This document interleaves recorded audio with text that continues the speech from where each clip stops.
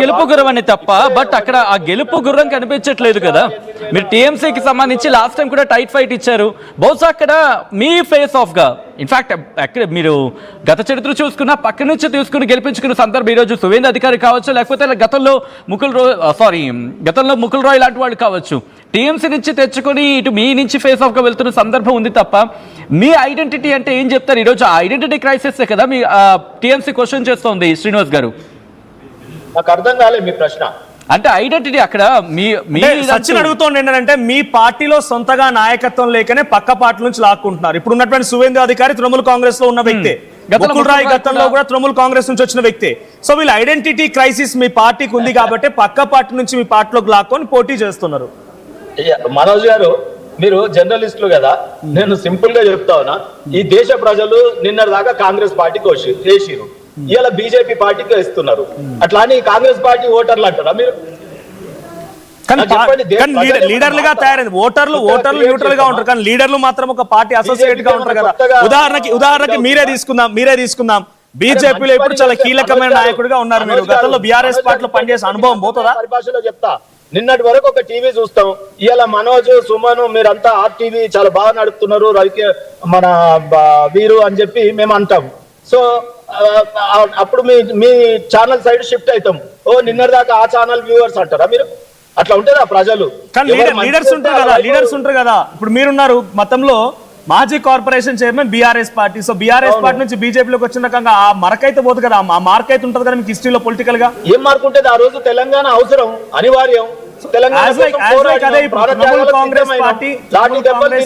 తెలంగాణ వచ్చింది, వచ్చిన తెలంగాణకి ఆ తెచ్చిన వాళ్ళని పరిపాలిస్తే మంచిగా చేస్తామేమో అనుకున్నాం. 10 ఏళ్లలో మంచిగా చేయలే, మొత్తం అవినీతి పందికొక్కులు తాగా తయారయ్యారు, సొంత ఆస్తులు పెంచుకున్నారు, కుటుంబ బంధుప్రీతి పెరిగింది, అయినా ఆడనే వాడి ఉండమాటవా? పాయింట్ ఏంటంటే బీజేపీ ఓన్ గా అక్కడ బీజేపీ వెస్ట్ బెంగాల్ లో ఓన్ గా నాయకత్వాన్ని క్రియేట్ చేయలేకపోతుందా అనేటువంటి క్వశ్చన్. మీకు చెప్తా, ఒక్క నిమిషం, మీకు అఫీషియల్ ఒక లెక్కలు చెప్తాను వినండి. వెస్ట్ బెంగాల్ లో 2021లో టీఎంసీ ఓట్ శాతం ఎంత అండి? 47. మాది ఎంత అండి? 38. ఈ రోజు శ్రీనివాస్ గారు ఒక్కసారి మీరు స్టాటిస్టిక్స్ చెప్తారు కానీ బిఫోర్ యూ కంటిన్యూ ఒక్కసారి నేను ఒక పోస్టల్ బ్యాలెట్ లీడ్ చూపిస్తా. Trinamool Congress is leading with 126, 126 స్థానాల్లో తృణమూల్ కాంగ్రెస్ లీడ్ లో ఉంది. 116 స్థానాల్లో బీజేపీ ఉంది, 4 స్థానాల్లో Congress. Only I confine to west Bengal results మాత్రమే చెప్తున్నాను. 126.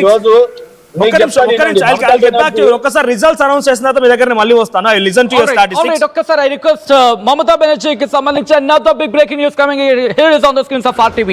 వెనుకబడ్డారు మమతా బెనర్జీ. ప్రస్తుతం భవానీపూర్లో సువేందు అధికారి ముందంజలో ఉన్నారు.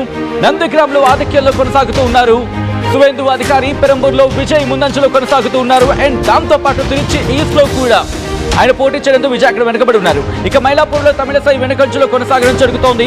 చెపాక్లో ఉదయనిధి స్టాలిన్ లీడ్ లో కొనసాగుతూ ఉన్నారు. సో చెన్నై సాధారణంగా క్రికెట్ అభిమానులకు బాగా గుర్తు చెన్నై చెపాక్ స్టేడియం. అండ్ మమతా బెనర్జీ వెనుకబడిన సందర్భం భవానీపూర్లో సువేందు అధికారిని ముందంజలో కొనసాగడం జరుగుతోంది. నందిగ్రామ్లో ఆధిక్యంలో ఉన్నారు ఆయన. ఇన్ఫాక్ట్ పెరంబూర్కి సంబంధించి మాట్లాడుకుంటే విజయ్ లీడ్ కొనసాగుతూ ఉంటే ఇంకొక చోట తిరుచి ఈస్ట్ లో మాత్రం వెనుకబడ్డారు విజయ్. ఇక మైలాపూర్లో తమిళసై వెనుకంచలో ఉన్నారంటే అర్థం చేసుకోవచ్చు ప్రస్తుతం ఎటువంటి సిచ్యువేషన్ ఉంది. చెపాక్లో ఉదయనిధి స్టాలిన్ లీడ్ లో కొనసాగడం జరుగుతోంది. And going back to Tadur Srinivas గారు, సో ఇక్కడ మమతా బెనర్జీ గతంలో కూడా అఫ్ కోర్స్ ఆమె ఓడిపోయారు, బట్ పార్టీని గెలిపించిన సందర్భం ఇప్పుడు కూడా అదే సిచ్యువేషన్ రిపీట్ అవుతుంది అనుకుంటున్నారా? లీడ్స్ కూడా దాదాపు అలాగే ఉన్నాయి. 100% అవుతుందంటే నేనేమంటున్నా, ఈ రోజు మీరు చూస్తారు వెస్ట్ బెంగాల్ ఎన్నికలు ఇప్పుడు ఓన్లీ మనం పోస్టల్ బ్యాలెట్ చూసి మీరు చెప్తా ఉన్నారు, కానీ మీరు ఈ రోజు సువేంద్ర అధికారి మీరే అన్నారు మెజార్టీలో ఉన్నారని. దాని సిమ్టమ్ మీకు తెలియట్లేదా? ఈ రోజు ఎందుకు దేశ ప్రజలు ఈ రకంగా దేశం అంతా కాషాయం విస్తరిస్తా ఉంది? ఎందుకు చెప్పండి?